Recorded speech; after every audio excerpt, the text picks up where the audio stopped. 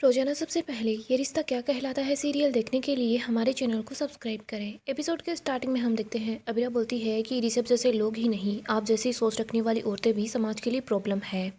बुआ जी बोलती है अब तुम्हें ये प्रॉब्लम और भी ज़्यादा तंग नहीं करेगी। बुआ जी ऋषभ का हाथ पकड़ती है, उसको बोलती है कि चल हम यहाँ से चलते हैं। तभी अरमान बीच में आ जाता है। वो बोलता है कि आप यहाँ से कहीं नहीं जा सकते। बुआ जी, ऋषभ ने क्राइम किया है और क्रिमिनल की सिर्फ एक ही जगह होती है और वो होती है जेल। अरमान बोलता है मैं इसके खिलाफ एफआईआर दर्ज करवाऊंगा। बुआ जी बोलती है कि हाँ ठीक है, एफआईआर दर्ज करवाओ, सबूत लेकर आओ, वारंट लेकर आओ और उसके बाद ही ऋषभ को गिरफ्तार करना। बुआ जी अरमान को धक्का मारती है। अरमान के सर में अचानक से फिर से दर्द होने लग जाता है। उसको समझ नहीं आता उसके आसपास क्या चल रहा है। बुआ जी ऋषभ को लेकर जा रही होती है। तभी ऋषभ अबीरा को बोलता है कि भाभी, स्टोकर तो मैं ही हूँ, लेकिन आप ये बात प्रूफ नहीं कर पाएंगी, इसीलिए अच्छा होगा हार मान लो।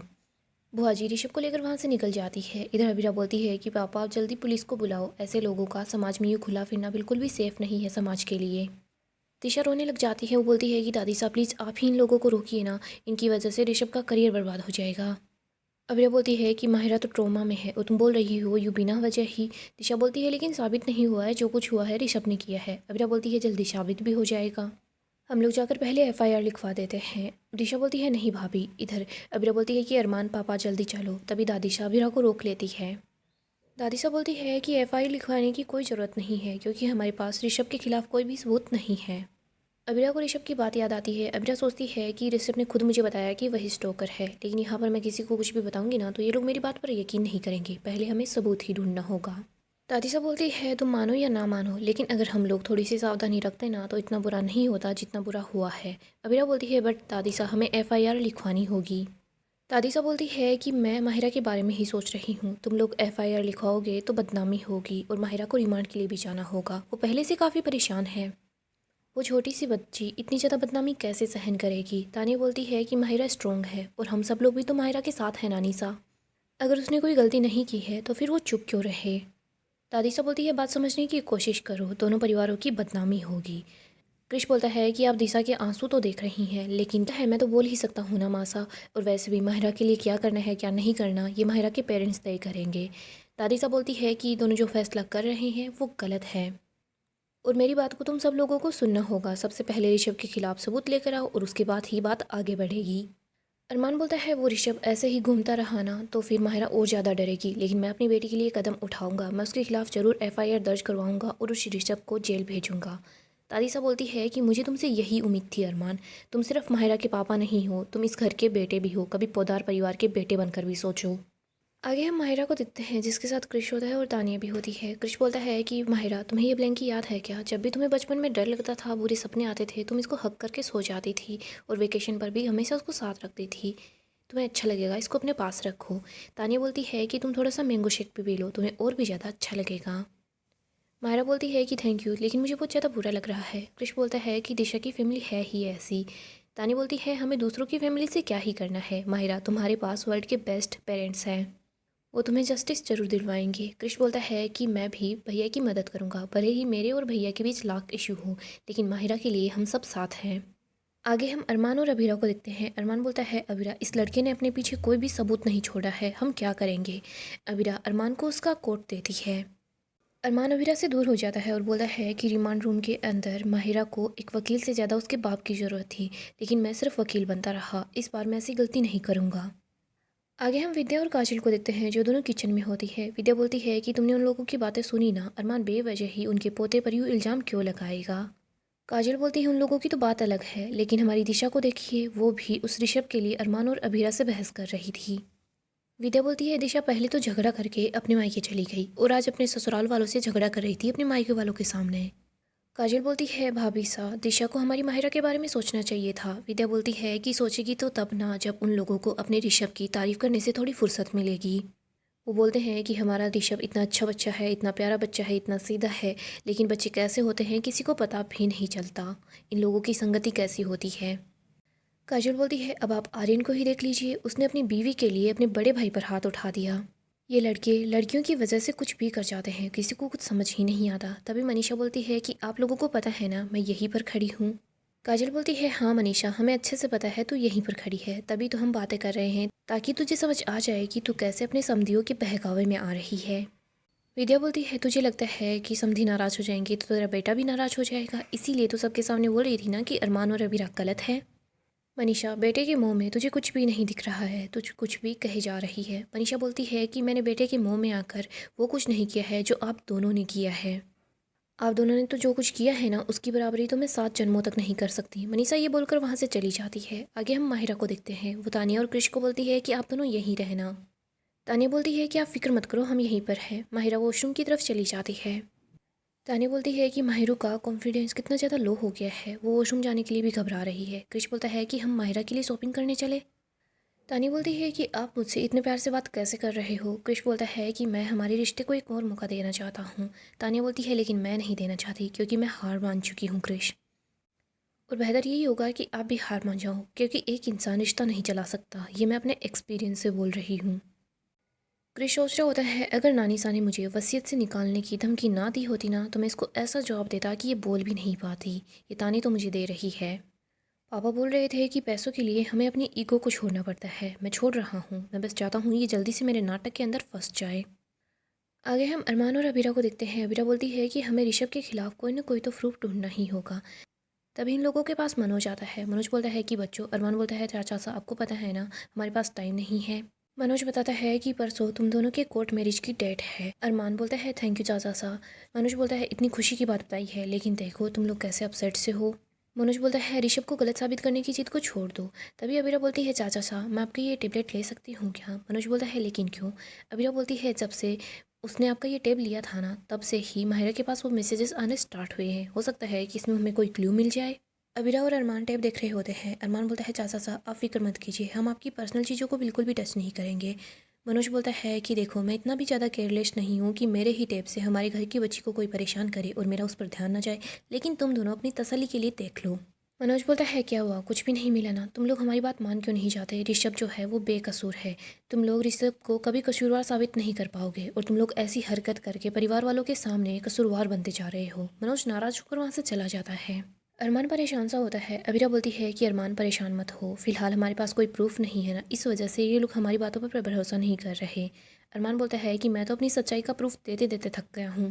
तभी यहाँ पर मुक्ति आती है और बोलती है माँ अंकल जल्दी चलो माहिरा। तभी वो लोग दौड़कर माहिरा के पास आते हैं। वो देखते हैं कि माहिरा अपनी रिंग को निकालने की कोशिश कर रही है। अबीरा बोलती है कि माहिरा मैंने आपको बोला था ना रिंग कुछ दिन में अपने आप निकल जाएगी, अगर आप ऐसा ही करते रहोगे तो आपको चोट लग जाएगी। माहिरा बोलती है लग जाने तो चोट, लेकिन मैं चाहती हूँ ये रिंग मेरी हाथों में ना दिखे। मम्मा मेरी वजह से आप लोगों को क्या कुछ सुनना पड़ा है, ऊपर से उन आंटी ने भी इतना कुछ सुना दिया। अरमान बोलता है कि देखो अगर आपने कोई गलती नहीं की है तो फिर आपको पनिशमेंट क्यों मिले। अरमान बोलता है कि बुआ जी क्या कोई और भी मेरे रहते आपकी मम्मा का बाल भी बांका नहीं कर सकता। इधर अबीरा बोलती है कि देखो वो लोग ऋषभ को बचाने की कोशिश कर रहे हैं। माहिरू बोलती है वो ऋषभ कितने दिनों से यहाँ पर रह रहा था लेकिन मैं कितनी डम हूँ मुझे पता भी नहीं चला। अबीरा बोलती है किसी लफंगे की वजह से आप अपने बारे में कुछ भी बुरा नहीं बोलोगे, अगर आप हिम्मत हार जाओगे ना तो लफंगा जीत जाएगा। माहिरू बोलती है मम्मा वो जीत ही रहा है। माहिरू बोलती है देखो मम्मा मुझसे तो ये रिंग भी नहीं निकाली जा रही। मुक्ति बोलती है फिक्र मत करो रिंग तो आराम से निकल जाएगी। अबीरा बोलती है कि तुम दोनों मम्मा पापा की शेरनी हो। अरमान बोलता है वो शेरनी वो ज्यादा ब्रेव होती है। माहिरू बोलती है अगर मैं ब्रेव होती ना तो अब तक उस होकर की हॉलीडे कर चुकी होती, लेकिन नहीं मुझसे तो कुछ भी नहीं हो पाया। आगे हम दिशा को देखते हैं। दिशा ऋषभ से बात करती है, उसको बोलती है कि ऋषभ तू रोना बंद कर दे, तुझ पर कोई भी केस नहीं करेगा देख, वरना फिर से बुआ जी का बीबी बढ़ जाएगा, और तू बस अपनी पढ़ाई पर फोकस कर, बाकी सब कुछ मैं देख लूंगी। तभी उसके पास आर्यन आ जाता है। दिशा जैसे ही आर्यन को दिखती है तो वहाँ से जाने लगती है। आर्यन बोलता है कि दिशा क्या हुआ, तुम मुझसे भी नाराज हो। दिशा बोलती है कि नाराज नहीं हूँ तो और क्या करूँ, मैं सिर्फ भैया भाभी से बहस कर रही थी ऋषभ के लिए, लेकिन तुम तो कुछ बोले ही नहीं। आर्यन बोलता है मैं क्या करता, भैया भाभी माहिरू के लिए परेशान थे, मुझे पता है कि उनको ऋषभ को लेकर गलतफहमी हुई है, लेकिन हम उस गलतफहमी को दूर कर देंगे। दिशा बोलती है मैं गलतफहमी को दूर ही कर रही थी, मैंने बोला था ना कि ऋषभ ऐसा नहीं है। वो लोग तो पुलिस के पास जाने की जिद लगा कर बैठे थे और कैसे भुआ जी को उल्टे जवाब दे रहे थे। आर्यन बोलता है भुआ जी भी बिना लॉजिक की बातें ही कर रही थी। दिशा बोलती है कि भैया और भाभी उनके पोते को स्टोकर बुला रहे थे, लफंगा बुला रहे थे, तो फिर भुआ जी क्या करती। आर्यन बोलता है 2 बातों के बदले बुआ जी ने भैया और भाभी को 20 बातें सुनाई है। दिशा बोलती है बुआ जी की बात छोड़ो, तुम ऋषभ के बारे में सोचो। ऋषभ तो बस चुपचाप खड़ा था, उसने अपना मुंह खोला तो सिर्फ हेल्प के लिए बोला था, लेकिन भैया भाभी ने तो उल्टा उसी पर इल्ज़ाम लगा दिया, वो बेचारा शोक में चला गया है। आर्यन बोलता है कि शोक में तो माहिरा भी है। इधर दिशा बोलती है इसका मतलब ये थोड़ी है कि भैया भाभी बस बेवजह ही ऋषभ पर इल्ज़ाम लगाएंगे। आर्यन दिशा को समझाने की कोशिश कर रहा होता है, बट दिशा बोलती है कि इस बार भैया और भाभी गलत है। अगर फिर भी तुम्हें अपनी वाइफ को छोड़कर भैया भाभी का साथ देना है तो फिर ठीक है। दिशा ये बोलकर वहाँ से चली जाती है।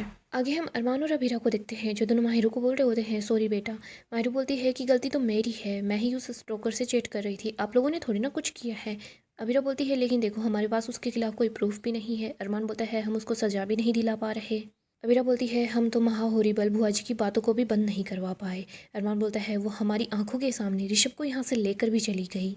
अबीरा बोलती है आपके पेरेंट्स इतने भी ज़्यादा स्ट्रॉन्ग नहीं है जितना आपने सोचा था। अबीरा और अरमान अपसेट होकर वहाँ से चले जाते हैं। मुक्ति बोलती है माहिरू, मैंने माँ और अंकल को इतना सेट कभी भी नहीं देखा। अरमान और अबीरा जैसे ही वहाँ से जाने लगते हैं तो माहिरा दौड़कर उनके पास आती है। वो बोलती है कि आप दोनों को अच्छे से पता है मेरी मैथ्स वैसे ही बहुत ज़्यादा वीक है, मुझे हिसाब बराबर करना है, प्लीज़ मेरी हेल्प करो। आगे हम देखते हैं सब लोग ऋषभ के साथ होते हैं। यहाँ पर बुआ जी बोल रही होती है कि लड्डू खा ले, लेकिन ऋषभ हर चीज़ के लिए मना कर देता है। बुआ जी बोलती है देख तेरे लिए नया फ़ोन मंगवाया है। बुआ जी बोलती है ममता आज से घर में वही खाना बनेगा जो ऋषभ को पसंद हो। दिशा और आर्यन भी यहीं पर होते हैं। बुआ जी बोलती है कि मेरे बच्चे को क्या कुछ सुनना पड़ा। ऋषभ बोलता है कोई बात नहीं है दादी, मैं चाहता हूँ कि माहिरा का जो स्टोकर है ना वो जल्दी से पकड़ा जाए। बुआ जी बोलती है वाह दिशा तूने कैसा ही परिवार चुना है। आर्यन बोलता है कि बुआ जी आप मेरी बात सुनिए। बुआ जी बोलती है कि आप तो चुप ही रहिए, अपने परिवार वालों के सामने तो आपकी ज़बान खुलती नहीं और यहाँ पर भी चुप ही रहो। इधर हम देखते हैं ऋषभ जैसे ही अपना फ़ोन ऑन करता है तो उसके पास मैसेज होता है कि रेडी हो जाए स्टोकर, जल्दी ही तो पुलिस के पास जाने वाला है। तभी यहाँ पर उड़कर एक ड्रोन भी आता है। वो ड्रोन बार बार ऋषभ के पास आ रहा होता है। ऋषभ उसकी वजह से बहुत ज़्यादा डर जाता है। तभी यहाँ पर माहिरा अबीरा और बाकी के लोग भी आ जाते हैं।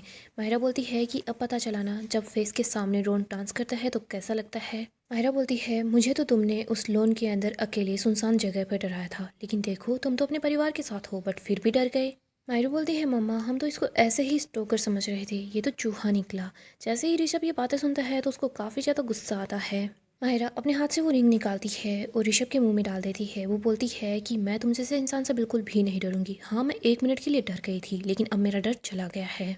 तुम रियल आदमी नहीं हो, लेकिन मैं रियल स्ट्रॉन्ग गर्ल हूँ। इससे पहले कि मैं तुम्हारे 2-4 दांत तोड़ दूँ, तुम अपनी ये रिंग अपने पास रखो और अपनी ये अगली सोच को लेकर तुम मेरी लाइफ से गेट लॉस्ट हो जाओ। तभी अरमान माहिरू के पास आता है। वो बोलता है कि बेटा ऐसे धमकी नहीं देते। अरमान ऋषभ के पास आता है और बोलता है कि वादा करते हैं। वो बोलता है तुझे तेरे किए की सज़ा ज़रूर मिलेगी और ये एक बाप का वादा है। आगे हम माधव को देखते हैं, जिसके पास उसका बॉस का कॉल आता है। वो बोल रहा होता है कि तुम्हारी वजह से इतनी बड़ी प्रॉब्लम हो गई। माधव बोलता है सर फैमिली प्रॉब्लम थी, थोड़ी सी गलती हो गई, सॉरी, अगली बार से ऐसा नहीं होगा। बॉस बोल रहा होता है कि अगली बार से तुम काम पर ही नहीं आओगे। यहाँ पर संजय होता है जो छुपा हुआ होता है और सारी बात सुन लेता है। आगे हम अरमान अबीरा माहिरा मुक्ति को देखते हैं। माहिरा सब लोगों के लिए आइसक्रीम डाल रही होती है। वो बोलती है कि हम लोगों को सेलिब्रेट करना चाहिए। मुक्ति बोलती है कि माहिरू तो बहुत ज़्यादा ब्रेव है, तभी तो देख उस स्टोकर के मुंह पर जाकर तूने इतना कुछ उसको सुना दिया। इतना बड़ा काम करने के बाद बड़े से बड़े लोग हिल जाते हैं, तू ठीक है ना। माहिरू बोलती है कि मैं बिल्कुल ठीक हूँ क्योंकि मेरी बिलीज मेरे साथ जो है। माहिरा बोलती है अगर आप तीनों हमेशा मेरे साथ होना तो मुझे लाइफ में टॉर्च की भी ज़रूरत नहीं होगी, क्योंकि आप तीनों ही तो मेरी सनलाइट हो।